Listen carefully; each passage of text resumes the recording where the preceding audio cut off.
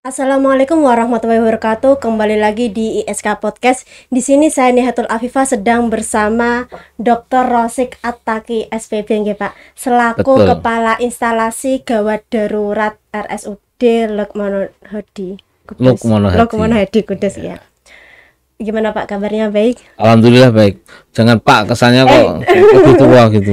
Dokter gitu. Ya, harus ngono wae. Ya gimana? Mungkin bisa perkenalan dulu, Dok. Oke, saya Dr. Rosik Attaqi, spesialis bedah. Saya sebagai Kepala Instalasi Gawat Darurat Rumah Sakit Dr. Lukmono Hadi Kudus. Baik, di sini kan kita akan membahas tentang mengenal triase dalam penanganan kegawat daruratan ya. Iya, betul. Nah, mengenal triase dan IGD itu gimana sih Pak penjelasannya? Begitu ya. Ya. IGD itu singkatan dari instalasi gawat darurat. Jadi pasien-pasien yang masuk itu kategorinya adalah gawat dan darurat. Artinya gawat itu butuh penanganan segera. Darurat harus segera dilakukan penanganan. Nah, keterkaitan dengan penanganan kegawat daruratan itu, maka kita mengenal namanya triase. Jadi triase itu merupakan pintu pertama penanganan pasien di IGD. Nah, pasien masuk, kemudian dimasukkan ke triase namanya, ya, bukan tri 3, tapi triage itu. Triage. Di situ di triase itu akan dikelola, dilakukan anamnesa, pemeriksaan awal, kemudian muncul namanya assessment. Assessment itu merupakan dugaan sementara diagnosa pasien tersebut. Nah, di triase tadi akan dipilah ini pasien masuk kategori kasus bedah atau kasus non bedah. Ya, kalau non bedah berarti bisa masuk bedah dalam, bisa masuk ke saraf. Kalau hamil kan jelas itu ada tandanya perut membesar wanita, nggak mungkin laki-laki perut membesar masuk ke bagian kandungan kan gitu kan. Itu sudah jelas.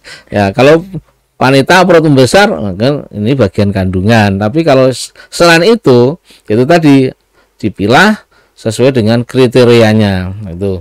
Nanti setelah dipilah ini kasus bedah dan non bedah, maka ini akan dikategorikan pasien ini. Ada 3 kategori. Pasien masuk ke dalam golongan zona hijau, zona kuning dan zona merah. Itu alur pasien setelah ditriase baru masuk ke dengan penanganan masuk ke zona itu. Itu biasanya kan kalau orang desa ya Pak, yang nggak tahu kan sudah di IGD tapi kok nggak ditangani. Nah, itu gimana pendapatnya? Nah, betul. Ini yang salah miskomunikasi dan persepsi. Nah, karena begini, yang namanya ditangani semua dipakai tangan loh nanganinya itu. Gitu. Nggak ada di kaki ini, nggak ada, semua ditangani ya. Artinya ditangani itu begini, pengertian masyarakat itu masih pakai pasien datang diinfus sudah terus masuk ke ruangan lah, itu sebetulnya salah. Karena apa? Pasien masuk ke IGD itu masih darurat. Kalau nggak darurat nggak mungkin masuk IGD, karena kalau nggak darurat itu nggak bisa masuk IGD, harus yang darurat. Itu karena itu darurat, maka harus dilakukan penanganan segera. Penanganan segera di mana? Di IGD, atau kalau nanti dinyatakan bahwa ini kasusnya kasus bedah harus dilakukan tindakan, maka penanganannya adalah di kamar operasi. Atau misalnya kalau nanti didiagnosa nanti muncul bahwa ini tidak bisa dirawat di ruang biasa, harus masuk ke ruang ICU atau ruang intensif yang lain, maka dari IGD itu baru pindah ke ruang khusus kan gitu. Nah, ini yang butuh proses, tidak langsung datang infus pindah ruangan, itu sebetulnya salah. Justru itu diagnosa belum tertegakkan, belum pasti, terus tiba-tiba nanti pindah di ruangan, kondisi pasien jelek, tidak tahu karena diagnosanya belum jelas. Apalagi pasien kedaruratannya belum bisa diatasi. Makanya kalau di IGD itu pasien ditangani ke gawat daruratannya, setelah stabil, nggak ada keluhan, baru dipindah di ruangan. Maksudnya begitu. Iya. Itu butuh proses itu. Contohnya misalnya gini, pasien sesak. Orang sesak itu kan kalau nggak bernafas pasti mati kan gitu kan. Nah, sama aja. Contoh pasien orang asma datang langsung ke IGD, minta bantuan. Di IGD langsung diberikan penanganan dengan alat bantu nafas. Misalnya dievaporasi dengan pakai sungkup itu diuapin gitu. Iya. Saya itu baru lega. Setelah lega, nggak ada keluhan lain karena sesak itu kan macam-macam, ada dari parunya, ada dari jantungnya kan gitu kan, Iya. atau dari jatuh kena dada kan gitu. Nah disitulah setelah stabil tidak sesek baru dipindah ke ruangan. Jangan sampai nanti pasien sesek diinfus, kasih obat, disuntik, Langsung dipindahkan. dikasih suntik obat penenang, tenang, nanti di ruangan ya memang tenang beneran kan gitu. Itu salah satu ilustrasinya gitu ya. Tadi kan dokter menjelaskan 3 tingkatan ya. Iya. Ada zona hijau, zona Kuning, kuning, zona sama merah. zona merah. Itu Iya. bisa dijelaskan bagaimana? Jadi kalau zona merah itu memang mutlak harus dilakukan penanganan segera. Contoh gini, penanganan pacu jantung misalnya kan gitu kan, atau resusitasi atau bantuan hidup dasar, pemberian nafas buatan atau pompa jantung itu mutlak harus itu zona merah. Kalau zona kuning itu contohnya misalnya kasus saya kasus bedah usus buntu akut, dan ini masuk ke zona kuning, dipersiapkan untuk operasi. Tapi sebelum operasi kan harus distabilisasi dulu. Kalau panas suhunya harus diturunkan dulu, karena kalau nggak diturunkan juga resiko Iya. terjadi penyebaran nanti kalau dioperasi kan gitu. Jadi itu ada tahapan-tahapannya. Kalau zona hijau itu darurat, tetapi setelah diberikan terapi itu membaik, itu masuk ke zona hijau gitu. Gini, jadi alur rumah sakit dalam menindaklanjuti korban yang dalam kondisi darurat seperti kecelakaan itu bagaimana, dok? Kalau orang kecelakaan begini ya, begitu datang kecelakaan langsung orang kecelakaan itu pasti masuk langsung ke zona merah dulu. Karena apa? Karena nanti akan dievaluasi kesadarannya dulu. Jadi orang misalnya ini kegaruta apa? Kegaruta ringan, sedang atau berat kan gitu. Kalau kegaruta berat ya harus masuk zona merah gitu. Nah disitulah akan dilakukan berbagai macam tindakan. Contohnya begini, kalau orang nggak sadar masuk kegaruta berat itu harus dipasang alat bantu nafas. Jadi dipasang alat untuk bantu nafas supaya orang nggak sadar itu sentral otaknya untuk mengatur nafas itu akan terganggu, maka harus diberi alat bantu nafas supaya dia bisa bernafas longgar. Kalau nggak, orang itu tadi, kalau orang nggak bernafas akan mati. Nomor 1 adalah nafas, RW istilahnya. Jadi jalan nafas itu nomor 1. Kemudian 2 adalah saluran pernafasan.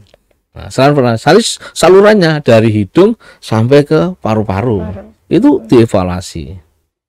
Yang ketiga sirkulasi, tekanan darah dan nadinya. Itu berhubungan dengan jantung, kehilangan darah itu 3 hal pokok itu yang dinomor satukan kalau ada kecelakaan.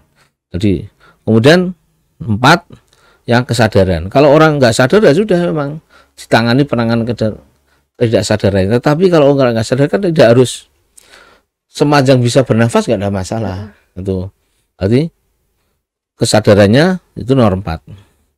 Dan kelima mungkin ada luka-luka yang lain itu sambil jalan, tapi yang penting kalau ada perdarahan itu masuk ke tentang urutan ketiga, tekanan darah sama nadinya atau itu harus dihentikan dulu. Tuh. Jadi nggak boleh ada darah ngocor, itu nggak boleh, karena itu akan menurunkan tekanan darah, menghilangkan keluarnya darah, jadi orang tambah shock, tambah nggak sadar lagi gitu.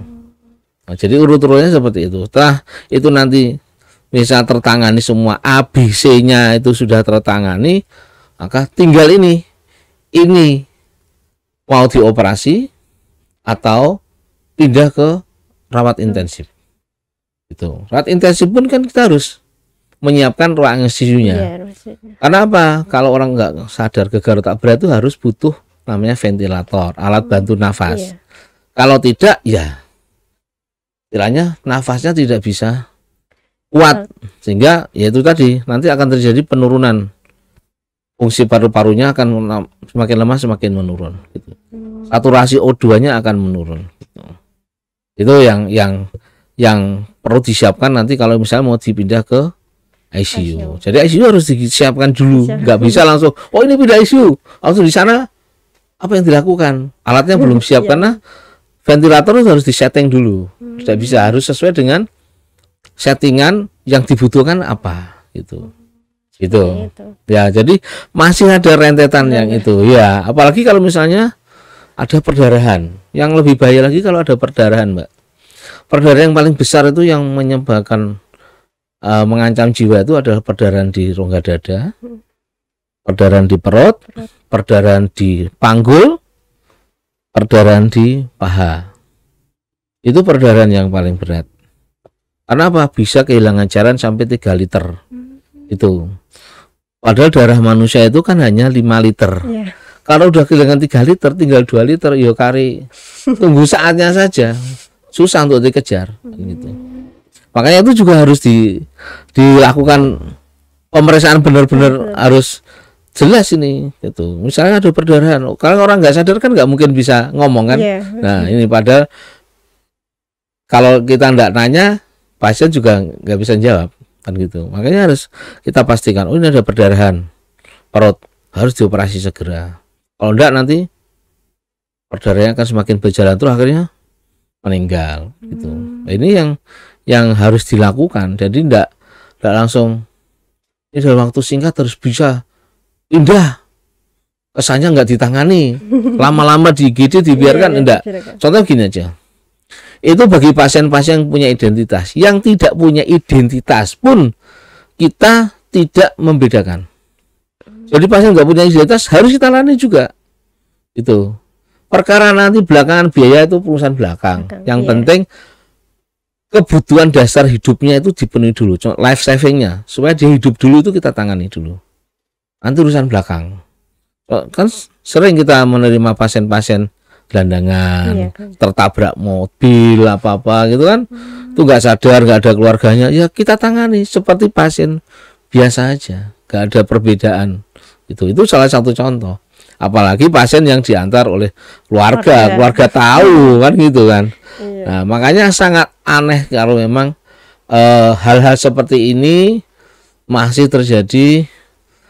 Salah persepsi dari oh ini nggak diapa-apakan, nggak ditangani, kecuali kalau memang di RSUD Dr. Lumonadi itu tidak bisa menangani. Contoh begini, ada pasien yang banyak terjadi itu pasien kemarin ada kasus pasien tertimpa pohon ya, pasien pengendara motor timpa pohon, terus akhirnya terjadi patah di tulang lehernya.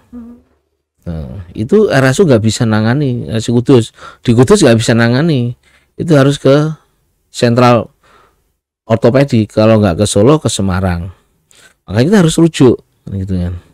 Tuh, nah proses merujuk ini itu pun tidak gampang, karena apa? Merujuk pasien itu harus sampai di tempat rujukan pasien harus selamat, tidak boleh tidak. Apalagi meninggal di tengah-tengah perjalanan itu malah salah sekali. Makanya pasien harus distabilisasi dulu, layak dirujuk, baru bisa dirujuk. Jangan, juga dirujuk karena itu tadi. Yang di tempat rujuk pun juga begitu. Nanti jangan sampai di sana dibutuhkan alatnya nggak ada, atau mungkin butuh ICU penuh. Itu nggak bisa. Bisa karena apa? Operasi itu habis operasi juga butuh ICU. Nah kalau nggak ada ICU-nya, nggak mungkin. Makanya kita harus pandai-pandai menjalin komunikasi dengan rumah sakit yang kita rujuk itu. Tuh, ada tempat, pesan dulu dari Kudus, pesan ini pasien kita rujuk dalam kondisi sekian. Itu komunikasi langsung dengan mereka. Jadi kita jangan hanya cuma merujuk saja, tapi tidak komunikasi. Kita harus komunikasi dengan yang tempat kita rujuk. Iya, dan itu butuh waktu, nggak bisa tidak. Karena ini yang penting. Selamat dulu, layak untuk dirujuk selama perjalanan. Contoh misalnya ini sekarang antara Kudus Semarang jalannya macet, ya kan? macet. Nah, kita harus memperkirakan. Kita perjalanan kita buatlah antara Kudus Semarang 3 jam. Kalau kita buat 2 jam ya masih terlalu masih terlalu pendek ya. 3 jam. Kira-kira 3 jam ini gimana kondisinya? Itu. Jadi kita harus bisa memperkirakan. Makanya kondisinya harus distabilkan dulu. Dan juga tenaganya harus ada yang mendampingi. Tidak bisa tidak kita lepas, apalagi keluarga suruh berangkat sendiri, itu salah besar. Tidak boleh. Itu bukan jiwa orang medis itu namanya. Itu bukan nggak benar itu sebetulnya. Harus ada yang mendampingi. Tugas medis, para medis yang harus mendampingi. Kalau di dekat jalan ada apa-apa, langsung dilakukan tindakan pertolongan. Makanya ambulan itu ya harusnya alatnya itu dijaga di dalam. Tuh, alatnya dijaga di dalam. O2-nya harus ada, ya kan? Tuh, jangan hanya ada tabungnya, nggak ada selangnya. Terus AC-nya harusnya ada, sudah nggak ada. Terus berangkatnya, tempat tidurnya itu nggak ada, atau ambulan dipakai untuk macam-macam. Lah itu kan nggak boleh. Harusnya ya itu tadi, karena itu tadi selama ambulan dalam proses perujukan pasien itu alat harus komplit. Kalau nggak komplit resiko di jalan gitu. Sangat beresiko ya Pak. Sangat beresiko. Makanya itu hal-hal seperti ini kan, mungkin Mbak Afifah kan ini pengalamannya ini memang betul. Ini semakin ini kita belajar dari kasus-kasus yang ada itu, kita harusnya semakin bisa memberikan edukasi kepada masyarakat bahwa namanya proses penerimaan pasien di IGD, pengeluaran pasien IGD termasuk pasien rujukan itu tidak semudah. Apalagi contoh misalnya sekarang ini kan eranya era BPJS, ya kan? BPJS itu sekarang rujukannya itu pakai online. Jadi di online kan namanya Sisrut. Misalnya kita ngerujuk ke Karyadi jawabnya itu bukan langsung petugasnya di depan komputer langsung jawab, itu enggak. Bisa setengah jam, 2 jam baru balas itu. Ini jawabannya ruangan baru penuh. Itu enggak bisa. Enggak bisa. Jadi BPJS sekarang modelnya seperti itu. Model Sisrut. Jadi otomatisasi. Nah, itu yang susah. Kalau dulu kan kita hanya telepon dan ada tempat langsung dirujuk. Sekarang enggak bisa seperti itu. Harus ada jawaban dari sana dulu gitu. Oh, pernah kita rujuk ke sana belum jawaban, kita didesak oleh keluarga, akhirnya dirujuk ke sana, sampai sana pegawai kita harus ditahan di sana nunggu sampai ruangan sana ada. Konsekuensinya karena rujuk tidak memberitahu gitu. Ya. Berarti ada step by step ya Pak? Step by step yang harus dilakukan dan bisa dipertanggungjawabkan secara ilmiah kan gitu. Ya. Tidak dengan perasaan loh. Ya, karena kita dengan perasaan nggak boleh. Nanti kita tidak boleh simpati. Kita bolehnya ada empati. Kita tidak boleh simpati. Contoh gini kan, simpati bedanya sama simpati itu sama empati. Kalau simpati itu kan ada pasien kecelakaan begitu parah, terus kita ikut nangis menangani, nggak boleh. Kita ikut merasa alangkah beratnya ya berita seperti itu, tapi kita tidak boleh melibatkan perasaan dalam menolong. Iya, kalau kita harus profesional. Itu tidak boleh nangis duluan sambil menolong, kasihan ya, sambil merasa ambil aja tidak boleh kita. Iya, empati kita bisanya. Itu. Kadang kan ada masyarakat orang desa lah mesti ini gimana nih nggak ditangani, terus ini gimana kok gini sampai nangis gitu kan. Jadi gimana? Jadi gini Mbak Afifah, persepsi masyarakat itu memang berbeda ya. Contoh begini, ada orang kecelakaan kan, berdarah-darah banyak, terus dia gembor-gembor gitu, tolong saya sakit gitu. Justru itu jangan ditolong duluan. Karena apa? Kalau dia udah bisa berteriak-teriak, berarti dia itu sadar penuh. Meskipun sini berdarahnya banyak, tapi ya jangan ditolong dulu. Justru yang ditolong duluan tuh yang nggak ngomong. Itu nggak ngomong itu yang ditolong duluan, karena ini pasti nggak sadar gitu. Meskipun keluarganya tuh Nggak teriak-teriak, nggak ngomong-ngomong ini harus dia, tapi kita harus tahu. Justru itu yang harus kita tolong duluan, bukan yang teriak-teriak minta tolong itu. Nah, itu bedanya kadang-kadang itu. Oh, ini kan gawat gini ya, betul karena perdana banyak, tapi kan dia masih sadar kan ya, gitu. Mungkin cukup itu saja bisa disampaikan. Oke, terima kasih. Mudah-mudahan apa yang kita berikan pagi ini bisa memberikan pencerahan kepada sedulur-sedulur ISK semuanya, sehingga tidak terjadi sesuatu hal yang dengan persepsi yang berbeda dengan kita gitu. Terima kasih atas waktunya Pak sudah terima kasih berkenan sama-sama untuk hadir di ISK Podcast ini ya. Terima kasih. Ya mungkin dari itu dulu saya Nihatul Afifah pamit undur diri. Wassalamualaikum warahmatullahi wabarakatuh. Waalaikumsalam.